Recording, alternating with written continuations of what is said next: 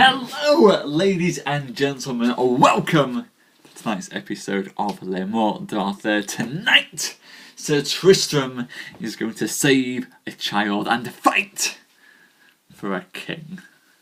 So hello Danny, hello Queen, hello Ollie, hello Sarah.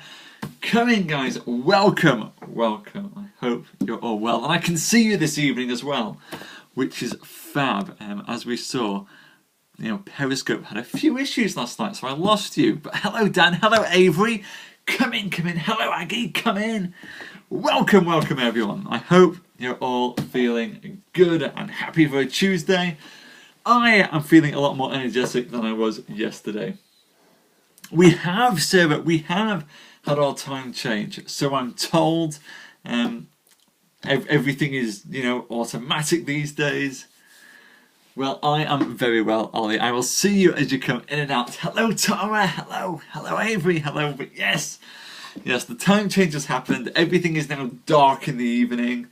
I didn't really notice it happen. Other than that, well, I can tell you, Sarah, it's a fun thing once it's happened.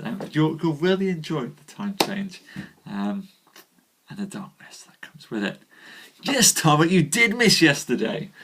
Well, I will do a recap anyway for you to bring you all up to speed. But other than that, I hope everyone is okay and well and excited for tonight's tale. There we go, Sunday. I know you guys are a week late. I'm not sure why. It's very, very confusing for all of us. Oh, of course, this also means I'm going to have the wrong time for you guys doing stuff as well for the next week, aren't I? Yeah, we might be a week. It could be that we're a week early. They're not a week late, Ollie. We've got no idea which way round this is going, other than the fact that daylight savings time has just kicked this show into mega amounts of confusion, which may have explained actually people not being able to get through yesterday. So yes, thank you, Sarah. Thank you for putting that in perspective. The time zones are weird and messed up. But hey, that's it. I hope other than that, everyone is alright though. I'm looking forward to this. I'm looking forward to reading to you all tonight. So, to give you a recap for those of you like Tara who couldn't make it last night, thank you Descripticon. I'm glad you think so, and thank you Queen for introducing him to the show. Where was I? There I was! Last night's episode. So, we are telling the tale of Sir Tristram, who is my favourite of all the Knights of the Round Table. Although Sir Tristram has yet to become a Knight of the Round Table. Currently, he is a knight in the court of King Mark. A very good knight, considering that the land of Cornwall, where he's from, is famous for having weak knights who will turn and run from battle. Sir Tristram has so far managed to defeat seven Knights of the Round Table in battle, much to his acclaim. Unfortunately, his lord, King Mark, is getting a bit jealous of his skills, not just in handling the sword, but also in seducing and wooing the women of the court. And so, King Mark has devised a plan to send Tristram off to Ireland to fetch back the Lady Isolde as a bride for King Mark. And in doing so, once Sir Tristram goes off on this quest, it's King Mark's plan to have Tristram killed in Ireland. Now perhaps, ladies and gents, this may have worked, but setting off by sea from Cornwall to Ireland, Sir Tristram hit a storm and was bounced back away from the Irish coast and towards England, ending up in Camelot. There, in the court of Camelot, Sir Tristram has discovered that King Anguish of Ireland has been accused of treason by the court of King Arthur, and whilst King Anguish has been given 3 days to decide what his answer will be to this cry of treason, Sir Tristram has come across a beautiful lady who has told him that she was sent to the court of King Arthur with a fair child to deliver unto Sir Lancelot the Lake of the Round Table. But before this lady could hand over the child to Sir Lancelot, he was stolen from her. Sir Tristram, hearing this, and I would say never one to refuse a lady in distress. To be fair, Tristram has refused ladies in the past. But Sir Tristram, not wanting bad things to befall his idol, the greatest knight in all the land, Sir Lancelot, has agreed to set off to find this child and return him. And so, ladies and gents, please join me for tonight's tale as we find out just what happens as Sir Tristram goes to rescue that child. And so Sir Tristram took his horse and asked the lady which way the knight rode who stole the child. And then she told him, and Tristram rode after him, and within a while he overtook that knight. Then did Sir Tristram bade the knight to turn and give him the child. The knight turned his horse, fixed his eyes upon Sir Tristram, drew his sword, and made ready to fight. And with that, before the first blow could strike, Sir Tristram smote him with the sword, such a buffet that the knight tumbled to the earth. Then he yielded the child unto Sir Tristram. Then come thy way, said Sir Tristram, and bring the child to this lady again. And so the defeated knight took his horse meekly, and rode with Sir Tristram. And by the way, Sir Tristram asked him his name. Then he said, My name is Brussons Pité. So, when he had delivered the child to the lady, he said, Sir, as in this the child is well remedied. Then did Sir Tristram let him go again, and sorely repented him afterwards, for he was a great foe unto many of the good knights of King Arthur's court. And when Sir Tristram was in his pavilion, Gouvernail, his servant and squire, came and told him how it was that King Anguish of Ireland had come to the court, and was put in great distress. Then did Gouvernail tell Sir Tristram of how King Anguish was summoned and accused of murder. So God help me, said Sir Tristram, these are perhaps the best tidings that have come to me this 7 years, for now shall the King of Ireland have need of my help. For I dare say there is no knight in this country that is not of Arthur's court, who would dare to do battle with his accuser, Sir Blamore de Gagny, for his honour. And so, in doing this, I could win the love of the King of Ireland. Yes, I will take this battle upon me, and therefore, Gouvernail, bring me to the court of King Arthur.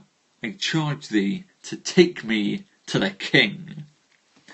Then did his squire take Tristram unto the King Anguish of Ireland, and he saluted him fair. The king welcomed Tristram, and asked him what he would have with him. Sir, said the squire, here is a knight nearby who desires to speak with you. He bade me to say he would do you a service. And what knight is he? Said the king.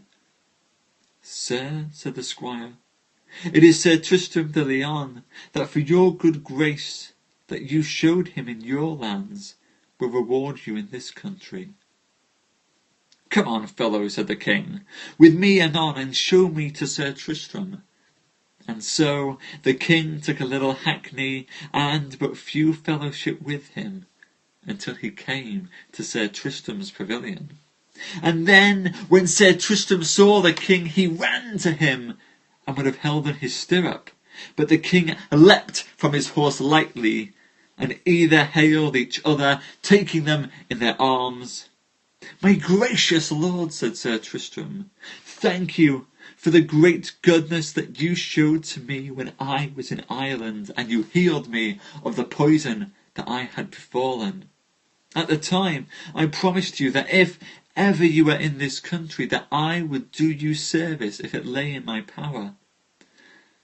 "Gentle knight," said the king to Sir Tristram, "now I do have great need of you, for never had I so great need of any knight's help." "How so, my good lord? What can I do?" said Sir Tristram. "I shall tell you," said the king. "I am summoned and called from my country for the death of a knight who was kin unto the good knight Sir Lancelot. Wherefore Sir Blamore de Ganys, brother to Sir Blobris, has called me to fight with him, or else to find a knight who can fight in my stead. And well I know," said the king, "that these that are come of King Ban's blood, as Sir Lancelot and these other, are passing good knights, and hard men to win in battle, as any that I know now living." "Sir," said Sir Tristram, "for the good lordship that you have shown me in Ireland, and for my lady, your daughter's sake," the lady Isolde, "I would take this battle upon you for this condition, that you shall grant me two things. First, that you shall swear to me that you are in the right and have not committed murder, and that you were never consenting to that knight's death. And then," said Sir Tristram, "when I have done this battle, if God gives me grace and speed, you should give me a reward of what reasonable thing I will ask of you." "So God help me," said the king, "you shall have whatever so you ask." "It is well said," said Sir Tristram. And there, ladies and gents, we are halfway through tonight's tale. Sir Tristram getting ready to do battle with Sir Blamore de Ganys on behalf of King Anguish of Ireland, who's been accused of murder that he claims he has not committed. Hello, by the way. Hello there, Mark. Welcome to tonight's show. And hello to all of you folk who are watching the show live through Facebook or Twitter. I can't see your names to say hello to you, but please do drop me a line at SimonTellsTales over on Twitter or SimonTellsTales on Facebook, so I can know how you like the show. Just to bring you up to speed, we're telling the tale of Sir Tristram from Les Morte d'Arthur, and Sir Tristram, who is in love with the daughter of the King of Ireland, is surely going to seize upon this opportunity to do a good favour for him, to ask in that reasonable request for the love of that lady. Ladies and gents, let's continue with tonight's tale. Now make your answer that your champion is ready, for I shall die in your quarrel rather to be recreant. I have no doubt of you, said the king, that and ye should have ado with Sir Lancelot the Lake. Sir, said Tristram, as for Sir Lancelot, he is called the noblest knight of the world, and you well know that the knights of his blood are noble men who dread shame. And as for Blobris, who is brother unto Sir Blamore, I have already done battle with him. Therefore, upon my head, it's no shame to call him a good knight. I heard such rumours, said the king, that Blamore is the hardier knight of the pair. As for that, sir, let him be. He shall never be refused, and even if he was the best knight that now beareth a shield or spear. And so King Anguish departed unto King Carados, and the kings that were that time his judges, and told them that he had found his champion ready. Then, by the commandment of the King Sir Blamore de Gagny and Sir Tristram, they were sent to hear the charge. And when they were come before the judges, there were many knights and kings who beheld Sir Tristram, and much speech they had already heard of him, because it was he that slew Sir Marus the good knight, and by cause he jousted with Sir Palomides the good knight as well. So, when they had taken their charge, they withdrew to make themselves ready for battle. And then said Sir Blobris unto his brother Sir Blamore, Fair dear brother, remember of what kin we have come, and of what man is Sir Lancelot the Lake. Neither father nor nearer, but brothers' children. And there was never none of his kin that had ever been shamed in battle, and rather they would suffer death than to be shamed in defeat. Brother, said Blamore, have you no doubt of me? For I shall never shame any of my blood, howbeit I am sure that the yonder knight is called a good knight, as of his time one of the world. Yet shall I never yield myself, nor say the loathsome word. Well may he happen to smite me down with his great might of chivalry, but rather shall he slay me than I shall give myself up as a coward. God speed you well then, said Sir Blobris, for you shall find him the mightiest knight that ever you've had ado with, for I know him, and I have already fought him and been defeated. God wish me speed then, said Sir Blamore de Gagny. And therewith he took his horse at the one end of the lists, and Sir Tristram took himself to the other end of the lists, and so then they readied their spears and came together as if it was thunder. And there did Sir Tristram through great might smote down Sir Blamore de Gagny, and his horse fell to the earth. Then Sir Blamore rolled, avoided his horse, pulled out his sword, and rose again to throw his shield before him, and bade Sir Tristram to get down from his horse and fight like a man.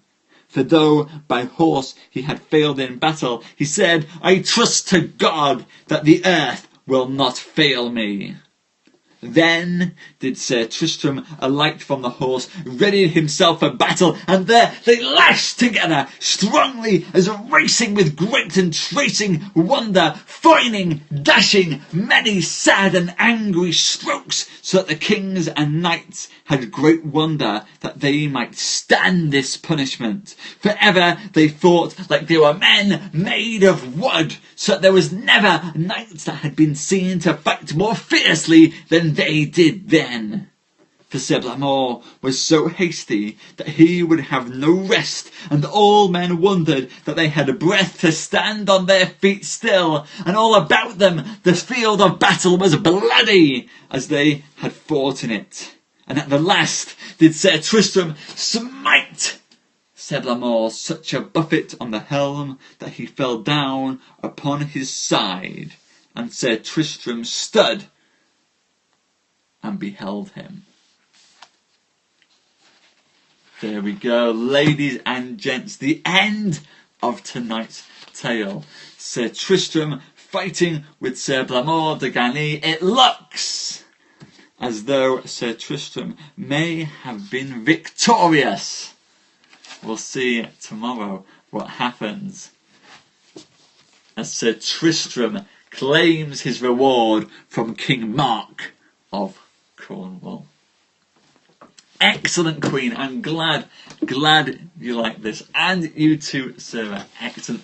Thank you so much, guys. I'm glad you enjoyed that. I enjoy a good bit of smiting as well. The more smiting, the merrier I am. There's probably an equation as to... but it wasn't just smiting there. There was tracing and racing and foining. and buffeting. It's been a while since we've had the tracing and racing and foining in this story, so excited to see Mallory bringing those words back to that fun-filled fight. I hope you guys did enjoy that. So thank you so much for coming and sharing that with me tonight. Absolutely. Mallory knew how to write a fight scene. Full credit to him. Probably better fight scenes than Game of Thrones, if I do say so myself. But a huge amount of fun there. Thank you so much, guys. Do please tune in again tomorrow when we find out just what happens in the aftermath of there. Well, Mark, I couldn't possibly comment on what might happen with certain ladies of the court of Ireland and love triangles between Tristram and King Mark. All I can say is that there is some heavy smiting to come in this tale of Sir Tristram. This is part of the reason why I love it so much. There's love, there's romance, there's battles. This is your quintessential Arthurian tale. So I am enjoying sharing this with you. Other things that I will be sharing tonight, though, in about 10 minutes. Well, funny you say that, Sarah. This actually comes from poems to begin with. The source text that Thomas Mallory used, even though Les Morte d'Arthur is written in prose. Hello, Avery, welcome back. Even though it's written in prose, originally they were poems and fragments of poems. I have got a couple of them downstairs, and some of you may have seen Tolkien's translation that came out a few years back. Yes, there's a couple of poems and various ones, lots of which are in French, some of which are in old fragments of Middle or even Old English lying around. But they are there, and I might treat you all at some point on the poetry show to some of the old alliterative verse. But yes, Sarah, that's where the poetic elements in there are coming from. They are coming from the fact that they were poems to begin with. But speaking of poetry, well, hello. It's good that you could stop in, Charles. Thank you for shopping in. I hope that you're well. We will. I tell you what, Sarah, later in the week, on Friday, we might go and do some Arthurian poetry. But on the subject of poetry, coming up tonight, in about 8 minutes' time or so, I'm going to be doing the Poetry Live show. And tonight, Queen has requested that we go and do some Charles Bukowski. So we're going to be going for a modern twist tonight, and I will be reading some Bukowski, and I hope that you can all join me for a bit of that. Really looking forward to that. I'm going to run off now and go grab the Bukowski, but please do join me then. And big thank yous to all of you for having tuned in and watched the show tonight so far. So thank you, Sarah and Queen and Avery and Agatha and Tara and Mark and Carol. I saw you pop in there. And thank you, Charles, for popping in to say hi. Really, really appreciate you guys coming out to share this with me. It's a lot of fun, and it's great to see you guys. But I'm going to go run downstairs now, grab myself something to drink to settle my voice, grab myself some Bukowski poems as well, and then I'll see you back up here in a few minutes' time. And we'll carry on the readings with some Bukowski. Thank you so much, everyone. Please do join in again tomorrow. Bye-bye.